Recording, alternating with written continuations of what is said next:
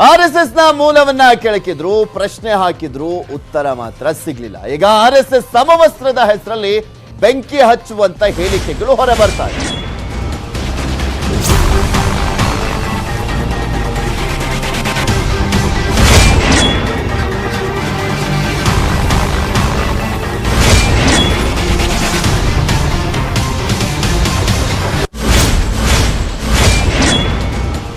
ಸಿದ್ದರಾಮಯ್ಯನವರು ಆರ್ಎಸ್ಎಸ್ ನ ಮೂಲವನ್ನ ಕೆಣಕಿದ್ರು.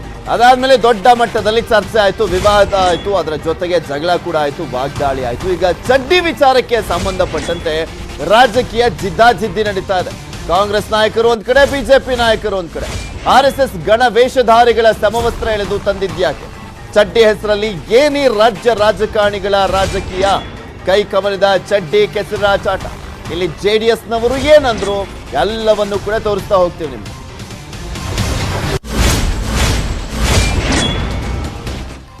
ಆರ್ಎಸ್ಎಸ್ ಸಮವಸ್ತ್ರ ಚಡ್ಡಿಯನ್ನ ರಾಜಕೀಯಕ್ಕೆ ಎಳೆ ತಂದಿದ್ದೆ ಕಾಂಗ್ರೆಸ್. ಪಠ್ಯ ಪುಸ್ತಕದಲ್ಲಿ ಆರ್ಎಸ್ಎಸ್ ಸಂಸ್ಥಾಪಕ ಹೆಡ್ಗೇವಾರ್ ರನ್ನ ಸೇರಿಸಿದ್ದು ಕಾಂಗ್ರೆಸ್ ಕೋಪಕ್ಕೆ ಕಾರಣ ಆಯಿತು. ಮೊನ್ನೆ ತುಮಕೂರಲ್ಲಿ ಶಿಕ್ಷಣ ಸಚಿವ ಬಿಸಿ ನಾಗೇಶ್ ಮನೆ ಮುಂದೆ ಕಾಂಗ್ರೆಸ್ ನೇತೃತ್ವದ ವಿದ್ಯಾರ್ಥಿ ಸಂಘಟನೆ ಎನ್ಎಸ್ಯುಐ ಪ್ರತಿಭಟನೆಯನ್ನ ಮಾಡಿತ್ತು. ಪ್ರತಿಭಟನೆ ವೇಳೆ ಆರ್ಎಸ್ಎಸ್ ಸಮವಸ್ತ್ರದ ಚಡ್ಡಿಯನ್ನ ಸುಟ್ಟು ಹಾಕಿದ್ರು. ಶಿಕ್ಷಣ ಸಚಿವರು ಇದ್ದಿದ್ರೆ ಕೊಲೆ ಮಾಡ್ತಾ ಇದ್ರು ಅಂತ ಆರಗ ಜ್ಞಾನೇಂದ್ರ ಕೊಟ್ಟ ಹೇಳಿಕೆ ವಿರುದ್ಧ ಸಿದ್ದರಾಮಯ್ಯ ಬೆಂಕಿ ಹಚ್ಚಿಲ್ಲ. ಚಡ್ಡಿ ಸುಟ್ಟಿದ್ದು ರಾಜ್ಯದಾದ್ಯಂತ ಚಡ್ಡಿ ಸುಡಬೇಕಾಗತ್ತೆ ಅಂತ ಹೇಳಿದ್ರು. ಅಲ್ಲಿಂದ ಈ ಚಡ್ಡಿ ಸಮರ ಶುರುವಾಗಿದೆ.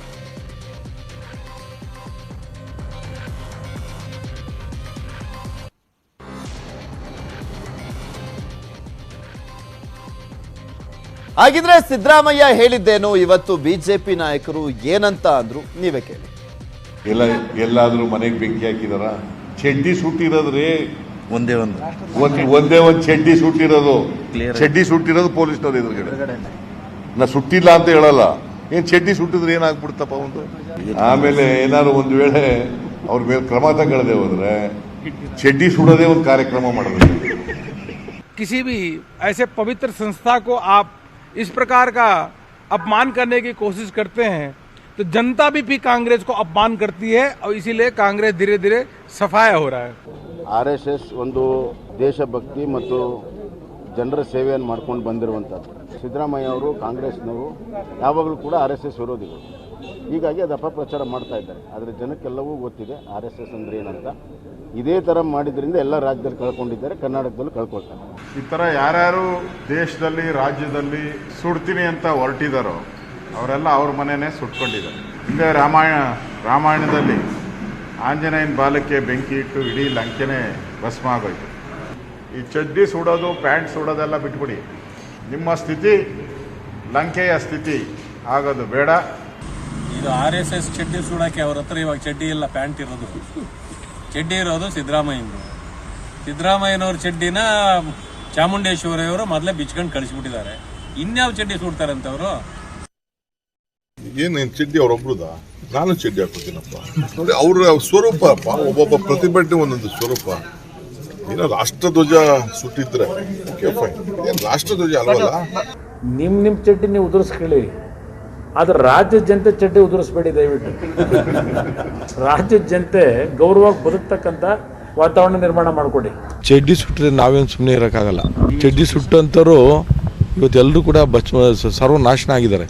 ಹಾಗಾಗಿ ಚಡ್ಡಿ ಇದಕ್ಕೆ ವಿಷಯಕ್ಕೆ ಕೈ ಹಾಕಿದ್ರೆ ಎಲ್ಲೋ ಒಂದು ಕಡೆ ಅವರು ಎಲ್ಲ ಕಡೆ ಏನು ರೀತಿ ಆಗಿದೆ ಇಲ್ಲಿ ಕೂಡ ಅದೇ ರೀತಿ ಆಗ್ತದೆ ಅನ್ನೋದು ನನ್ನ ಅನಿಸಿಕೆ. ಅಂತ ಬಹುದೊಡ್ಡ ದೇಶಭಕ್ತ ಸಂಘಟನೆ ಅಂತ RSS ಬಗ್ಗೆ ಟೀಕೆ ಮಾಡ್ತಕ್ಕಂಥ ಸಿದ್ದರಾಮಯ್ಯ ಅವರಿಗೆ ಬುದ್ಧಿ ಭ್ರಮಣೆಯಾಗಿದೆ ಅಂತೇಳಿ ಈ ಸಂದರ್ಭದಲ್ಲಿ ನಾನು ಹೇಳೋದಕ್ಕೆ ಬಯಸ್ತೇನೆ. ಸೋನಿಯಾ ಗಾಂಧಿಯವರ ಕೃಪೆಗೆ ಪಾತ್ರರಾಗಬೇಕು ಅನ್ನೋ ಕಾರಣಕ್ಕೋಸ್ಕರನೇ ಇವರು RSSನ ಬೈತಾ ಇದ್ದಾರೆ. ನೋಡ್ರಿ, ನಿಮ್ಗೆ ಗೊತ್ತಿದೆ ಯಾವುದೋ ಒಂದು ಬ್ರ್ಯಾಂಡು ನಮ್ಮ ರೈತ ಬ್ಯಾನ್ ಆಗಿಲ್ಲ, ಬದಲಾಯಿಸಿದ್ದೀರೇನ್ರಿ? ನಮ್ದು ನಿಕ್ಕರು ಐತೆ, ಪ್ಯಾಂಟು ಐತೆ. ಎಲ್ಲಾದ್ರೂ ಮನೆಗೆ ಬೆಂಕಿ ಹಾಕಿದಾರ? ಚಡ್ಡಿ ಸುಟ್ಟಿರೋದ್ರಿ ಒಂದೇ ಚಡ್ಡಿ ಸುಟ್ಟಿರೋದು. ಚಡ್ಡಿ ಸುಟ್ಟಿರೋದು ಪೊಲೀಸ್ನವ್ರು ಎದುರುಗಡೆ. ನಾ ಸುಟ್ಟಿಲ್ಲ ಅಂತ ಹೇಳಲ್ಲ. ಏನ್ ಚಡ್ಡಿ ಸುಟ್ಟಿದ್ರೆ ಏನಾಗ್ಬಿಡ್ತಪ್ಪ ಒಂದು. ಆಮೇಲೆ ಏನಾದ್ರು ಒಂದು ವೇಳೆ ಅವ್ರ ಮೇಲೆ ಕ್ರಮ ತಗೊಳ್ಳದೆ ಹೋದ್ರೆ ಚಡ್ಡಿ ಸುಡೋದೇ ಒಂದು ಕಾರ್ಯಕ್ರಮ ಮಾಡೋದು. RSSನ ಚಡ್ಡಿ ಭಯ. ಕಾಂಗ್ರೆಸ್ಸಿನ ಯುವ ಚೇಲಾಗಳಿಗೆ ಬುದ್ಧಿ ಹೇಳಿ ಈ ರೀತಿ ಚಡ್ಡಿ ಬೆಂಕಿ ಹಚ್ಚಿ ತಪ್ಪು ಅನ್ನೋ ಮಾತು ಹೇಳಿದ್ದಿದ್ರೆ ದೊಡ್ಡ ಮನುಷ್ಯ ಆಗ್ತಿದ್ದ. ನಾನು ಅದಕ್ಕೋಸ್ಕರ ಹೇಳ್ತೀನಿ, ಈ ಹುಚ್ಚತನ ಬಿಡು.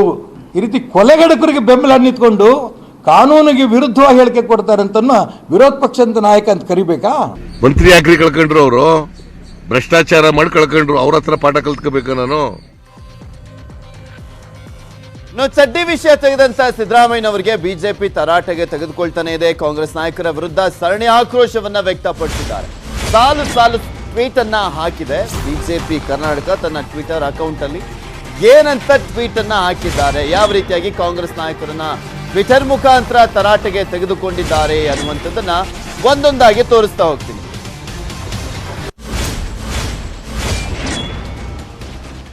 ಟ್ವಿಟರ್ನಲ್ಲೂ ಕೂಡ ವಾರ್ ಜೋರಾಗೇ ಇತ್ತು. ಬಿಜೆಪಿ ಇಲ್ಲಿ ಕಾಂಗ್ರೆಸ್ ನಾಯಕರನ್ನ ಇಲ್ಲಿ ತರಾಟೆಗೆ ತೆಗೆದುಕೊಂಡಿತ್ತು ಟ್ವಿಟರ್ನಲ್ಲಿ. ಯಾವ ರೀತಿಯಾಗಿ ಅಂತ ನೋಡ್ತಾ ಹೋಗೋಣ ಒಂದೊಂದಾಗೇನೆ. ಟ್ವೀಟ್ ನಂಬರ್ 1, ದೇಶದಾದ್ಯಂತ ಸೋತು ಸುಣ್ಣವಾಗಿರುವಂತ ಕಾಂಗ್ರೆಸ್ ನಾಯಕರಿಗೆ ಈಗ ಉದ್ಯೋಗ ಇಲ್ಲ, ಚಡ್ಡಿ ಸುಡುವಂತ ಅಭಿಯಾನ ನಡೆಸಿ ಮತ್ತೆ ದೇಶದ ಜನರ ಮುಂದೆ ಬೆತ್ತಲಾಗ್ಲಿಕ್ಕೆ ಹೊರಟಿದ್ದಾರಷ್ಟೇ ಅಂತ ಮೊದಲ ಟ್ವೀಟ್ ಅನ್ನ ಹಾಕಿದ್ರು. ಕಾಂಗ್ರೆಸ್ ನಾಯಕರ ಕಾಲೆಳೆಯುವಂತ ಕೆಲಸವನ್ನ ಮಾಡಿದ್ರು. ಬಿಜೆಪಿ ಟ್ವೀಟ್ ನಂಬರ್ 2 ಅನ್ನ ತೋರಿಸ್ತೀನಿ ನಿಮಗೆ. ಆ ಟ್ವೀಟ್ ನಲ್ಲಿ ಏನಂತ ಹೇಳಿದ್ರು ಅಂತ. ಸಿದ್ದರಾಮಯ್ಯನವರೇ ಚಡ್ಡಿ ಮಾನದ ಸಂಕೇತ. ಸಿದ್ದರಾಮಯ್ಯನವರೇ ಚಡ್ಡಿ ಮಾನದ ಸಂಕೇತ. ದೇಶದ ಕೋಟ್ಯಾಂತರ ಶ್ರಮಿಕ ವರ್ಗದ ಸಂಕೇತ ಅದು ಚಡ್ಡಿ. ಅವರು ಚಡ್ಡಿ ಸುಡುವಂತ ಅಭಿಯಾನವನ್ನ ಮಾಡ್ತಿದ್ದಾರೆ. ನಿಮ್ಮ ಮಾನವನ್ನು ನೀವೇ ಸುಟ್ಕೊಳ್ತಿದ್ದೀರಿ ಅಂತ ಬಿಜೆಪಿ ಟ್ವಿಟರ್ ನಲ್ಲಿ ಕೆಣಕ್ತು ಸಿದ್ದರಾಮಯ್ಯನವರನ್ನ. ಎರಡನೇ ಟ್ವೀಟ್ ಅನ್ನ ಮಾಡಿ ಇನ್ನೂ ಒಂದು ಟ್ವೀಟ್ ಅನ್ನ ಮಾಡ್ತಾರೆ ಸಿದ್ದರಾಮಯ್ಯನವರ ವಿಚಾರಕ್ಕೆ ಸಂಬಂಧಪಟ್ಟಂತೆ. ಅದನ್ನೇ ಮೆನ್ಷನ್ ಮಾಡಿ ಚಡ್ಡಿ ಸುಡುವಂತದ್ದು ಸಾಂಕೇತಿಕ ಪ್ರತಿಭಟನೆ ಅಂತ ಹೇಳ್ತೀರಾ ನೀವು.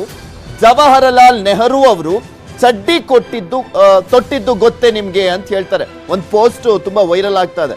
ಜವಾಹರಲಾಲ್ ನೆಹರು ಅವರು ಕೂಡ ಚಡ್ಡಿಯನ್ನ ಹಾಕೊಂಡಿದ್ದಂತ ಒಂದು ಪೋಸ್ಟ್. ನಿಮ್ಮ ಪ್ರತಿಭಟನೆಯ ವ್ಯಾಪ್ತಿಯಲ್ಲಿ ನೆಹರು ಅವರು ಕೂಡ ಇದ್ದಾರಾ ಅಂತ ಪ್ರಶ್ನೆ ಮಾಡ್ಲಾಗ್ತದೆ. ಚಡ್ಡಿ ಸುಡುವಂತದ್ದು ಸಾಂಕೇತಿಕ ಪ್ರತಿಭಟನೆ ಅಂತ ಹೇಳ್ತೀರಾ. ಜವಾಹರಲಾಲ್ ನೆಹರು ಅವರು ಚಡ್ಡಿ ತೊಟ್ಟಿದ್ದು ಗೊತ್ತಿಲ್ವಾ ನಿಮ್ಗೆ? ಅದ್ ಗೊತ್ತಿಲ್ಲ ಅಂದ್ರೆ ಫೋಟೋ ಕಳಿಸ್ಕೊಡ್ತೀವಿ ಅನ್ನುವ ರೀತಿಯಲ್ಲೇ ಹೇಳಿದ್ದಾರೆ. ಟ್ವೀಟ್ ನಂಬರ್ 4, ಸಿದ್ದರಾಮಯ್ಯನವರೇ ಒಂದು ಎಚ್ಚರಿಕೆ ನೀಡಿ, ನಿಮ್ಮ ಕಾರ್ಯಕರ್ತರಿಗೆ ಒಂದು ಎಚ್ಚರಿಕೆಯನ್ನ ನೀಡಿ ಅಂತ ಕೂಡ ಬಿಜೆಪಿ ಟ್ವೀಟ್ ಅನ್ನ ಮಾಡಿದೆ. ನಲ್ಪಾಡ್ನಂತ ಬೀದಿ ರೌಡಿಗಳಿಗೆ ಎಚ್ಚರಿಕೆಯನ್ನ ಕೊಡಿ ನೀವು ಅಂತ ಹೇಳ್ತಾ ಇದ್ದಾರೆ. ಬೇರೆಯವರ ಚಡ್ಡಿ ಕದ್ದು ಸುಡುವ ಅಪಾಯ ಇದೆ ನಲ್ಪಾಡ್. ಸಿದ್ದರಾಮಯ್ಯನವರೇ ಒಂದು ಎಚ್ಚರಿಕೆಯನ್ನ ನೀಡಿ ನಲ್ಪಾಡ್ ಅವರಿಗೆ ಅಂತ ಹೇಳಿದ್ದಾರೆ ಬಿಜೆಪಿ ಟ್ವೀಟ್ ಅನ್ನ ಮಾಡ್ತಾ.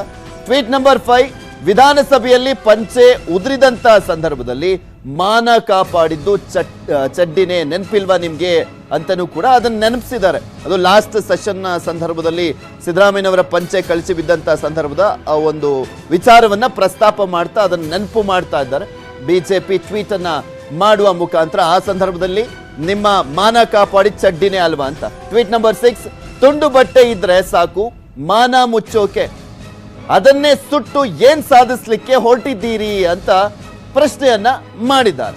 ಇದು ಬಿಜೆಪಿಯ ಟ್ವೀಟ್ಗಳು. ಎಂತೆಂಥ ವಿಚಾರಕ್ಕೆಲ್ಲ ರಾಜ್ಯದಲ್ಲಿ ಚರ್ಚೆ ಆಗ್ತಾ ಇದೆ ನೋಡಿ. ಚಡ್ಡಿ ವಿಚಾರಕ್ಕೆ ಇಟ್ಕೊಂಡು ಈ ರಾಜಕಾರಣಿಗಳು ಕಿತ್ತಾಡ್ಕೊಳ್ತಾ ಇದ್ದಾರೆ. ರಾಜ್ಯದಲ್ಲಿ ಎಂತೆಂಥ ಜ್ವಲಂತ ಸಮಸ್ಯೆಗಳಿದಾವೆ, ಅದರ ನಡುವೆ ಇದು ಒಂದ್ ಕಡೆ ಆದ್ರೆ, ಇನ್ನ ಪಠ್ಯ ಪುಸ್ತಕ ವಿಚಾರಕ್ಕೆ ಸಂಬಂಧಪಟ್ಟಂತೆ ವಾರ್ ಇನ್ನೂ ಕೂಡ ನಿಂತಿಲ್ಲ, ಮುಗಿದಿಲ್ಲ. ಪರಿಷ್ಕೃತ ಪಠ್ಯ ಪುಸ್ತಕ ಮಕ್ಕಳಿಗೆ ಇನ್ನೂ ಕೂಡ ಸೇರಿಲ್ಲ. ಯಾವಾಗ ಸೇರುತ್ತೆ ಅನ್ನುವಂಥದ್ದು ಕೂಡ ಗೊತ್ತಿಲ್ಲ. ಗಾಲಡಿ ಕುವೆಂಪು ಅವರ ವಿಚಾರ, ಬಸವಣ್ಣನವರ ವಿಚಾರ ಎಷ್ಟು ದೊಡ್ಡ ಮಟ್ಟದಲ್ಲಿ ಚರ್ಚೆ ಆಗಿ ಸದ್ದನ್ನ ಮಾಡ್ತಾ ಇದೆ ಅಂತ ನಿಮಗೂ ಕೂಡ ಗೊತ್ತಿದೆ. ಸ್ವಾಮೀಜಿಗಳು ಕೂಡ ಆಕ್ರೋಶ ವ್ಯಕ್ತಪಡಿಸಿದ್ರು. ಇನ್ನ ಸಂವಿಧಾನ ಶಿಲ್ಪಿ ಅಂಬೇಡ್ಕರ್ ಅವರ ವಿಚಾರ ಕೂಡ ಇವತ್ತು ಮುನ್ನೆಲೆಗೆ ಬಂದು ಅದು ಕೂಡ ವಿವಾದವನ್ನ ಸೃಷ್ಟಿ ಮಾಡ್ತಾ ಇದೆ. ಅದೇನಾಗ್ತಾ ಇದೆ ನೋಡ್ಕೊಂಬಾಡಿ. ಬಸವಣ್ಣ, ಕುವೆಂಪು, ಈಗ ಅಂಬೇಡ್ಕರ್. ಸಂವಿಧಾನ ಶಿಲ್ಪಿ ಬಿರುದು ಪಠ್ಯದಲ್ಲಿ ಕಟ್. ಬರಗೂರು ರಾಮಚಂದ್ರಪ್ಪ ಪರಿಷ್ಕೃತ ಪಟ್ಟಿಯಲ್ಲಿ ಸಂವಿಧಾನ ಶಿಲ್ಪಿ ಎಂದು ಅಂಬೇಡ್ಕರ್ ಬಗ್ಗೆ ಉಲ್ಲೇಖಿಸಿದರು.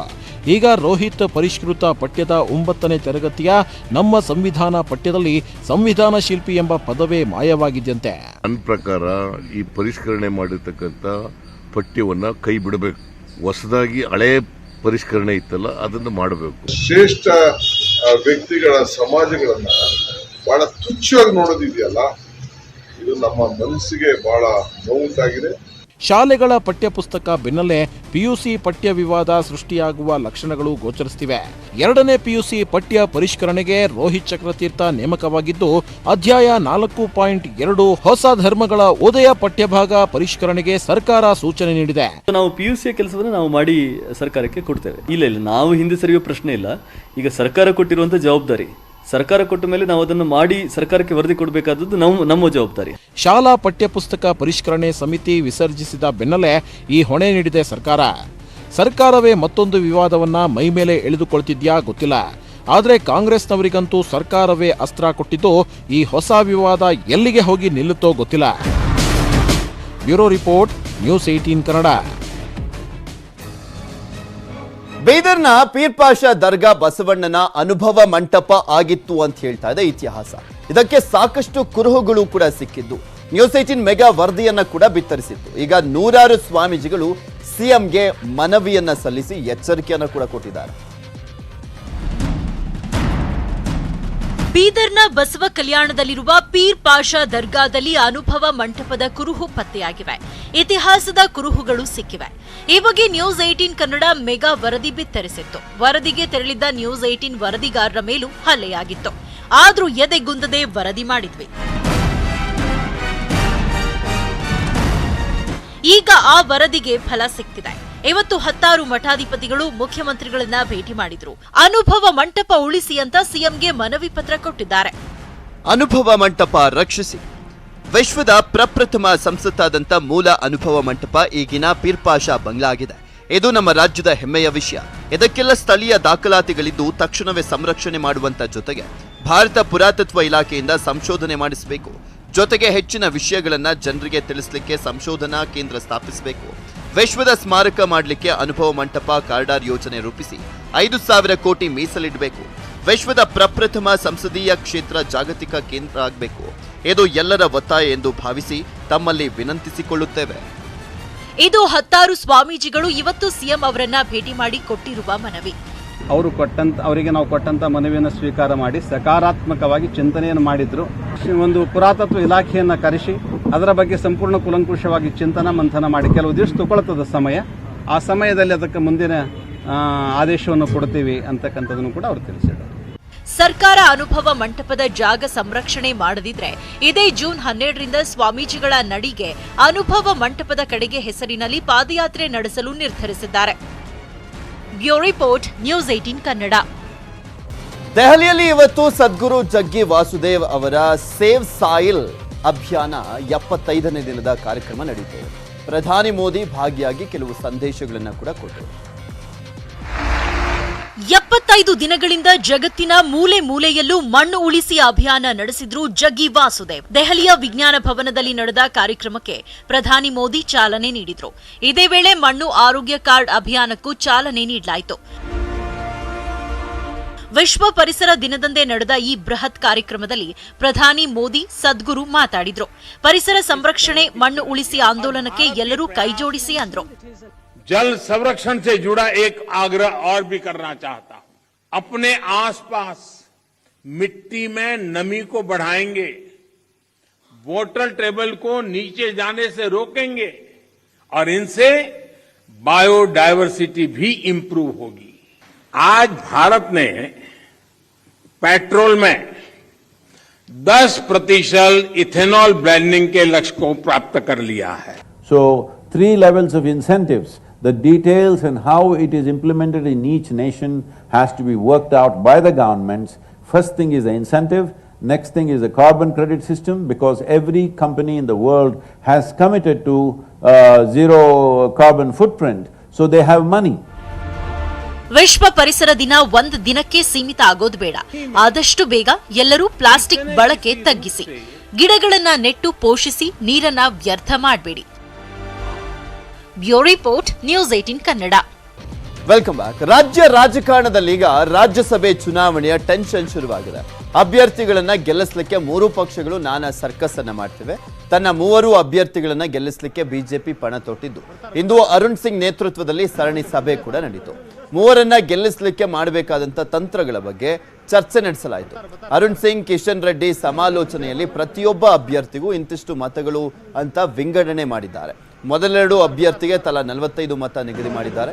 ಮೂರನೇ ಅಭ್ಯರ್ಥಿಯನ್ನ ಗೆಲ್ಲಿಸಲಿಕ್ಕೆ ಬೇರೆ ಪಕ್ಷದ ಶಾಸಕರನ್ನ ಸೆಳೆಯುವಂತ ಸಾಧ್ಯತೆ ಇದೆ. ಇಲ್ಲಾಂದ್ರೆ ಈ ಕಾಂಗ್ರೆಸ್ ಮತ್ತೆ ಜೆಡಿಎಸ್ನ ಅಭ್ಯರ್ಥಿಗಳು ನ್ಯೂಟ್ರಲ್ ಆಗದೆ ಹೋದ್ರೆ ಬಿಜೆಪಿ ಅಭ್ಯರ್ಥಿನೇ ಎರಡನೇ ಪ್ರಾಶಸ್ತ್ಯದ ಮತದಲ್ಲಿ ಗೆಲ್ಲುವಂತ ಸಾಧ್ಯತೆ ಇದೆ.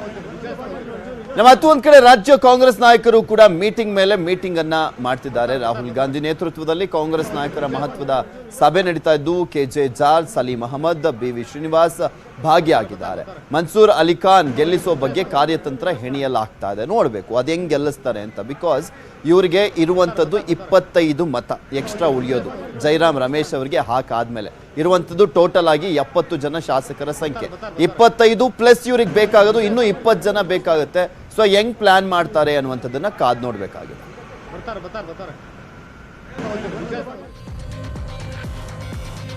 ಬಾಲಿವುಡ್ನ ಖ್ಯಾತ ಫಿಲ್ಮ್ ಮೇಕರ್ ಕರಣ್ ಜೋಹರ್ ಇತ್ತೀಚೆಗಷ್ಟೇ ಭರ್ಜರಿ ಬರ್ತ್ಡೇಯನ್ನ ಆಚರಿಸಿಕೊಂಡಿದ್ರು.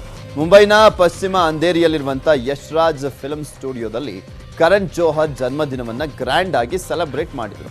ಆದರೆ ಬರ್ತ್ಡೇ ಪಾರ್ಟಿಗೆ ಹೋಗಿದ್ದ 50 ರಿಂದ 55 ನಟ ನಟಿಯರಿಗೆ ಕೊರೋನಾ ಸೋಂಕು ತಗುಲಿದೆ. ಕರಣ್ ಜೋಹರ್ ಅವರ ಬರ್ತ್ಡೇ ಪಾರ್ಟಿಯಲ್ಲಿ ಹೃತಿಕ್ ರೋಷನ್, ಶಾರುಖ್ ಖಾನ್, ಕತ್ರಿನಾ ಕೈಫ್, ಜಾಹ್ನವಿ ಕಪೂರ್, ಮಲೈಕಾ ಅರೋರಾ, ಕರೀನಾ ಕಪೂರ್, ಕನ್ನಡದ ರಶ್ಮಿಕಾ ಮಂದಣ್ಣ, ತೆಲುಗಿನ ವಿಜಯ್ ದೇವರಕೊಂಡ ಸೇರಿದಂತೆ ನೂರಾರು ಜನ ಭಾಗಿಯಾಗಿದ್ರು. ಆದರೆ ಯಾರಿಗೆ ಸೋಂಕು ತಗುಲಿದೆ ಅನ್ನುವಂಥದ್ದು ಅಧಿಕೃತವಾಗಿ ಇನ್ನೂ ಮಾಹಿತಿ ಹೊರಬಂದಿಲ್ಲ.